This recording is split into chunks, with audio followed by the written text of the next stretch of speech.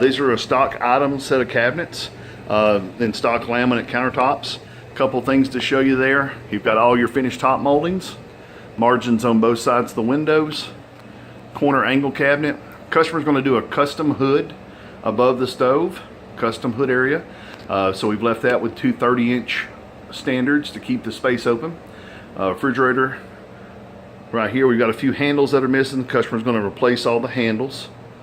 This is a blind corner cabinet for this cabinet set, 15-inch base return. Got a 15 to the left of the sink. Dishwasher had to be moved over a little bit because of some plumbing issues. This is a single bowl sink with a tall faucet.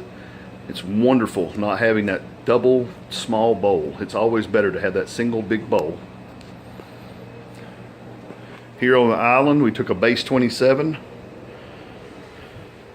added a couple of finished pieces of molding, then we took some more pieces and finished the back of it. So you got a nice portable, movable little island.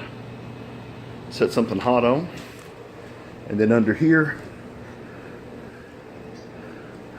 all the plumbing's finished with new pipes.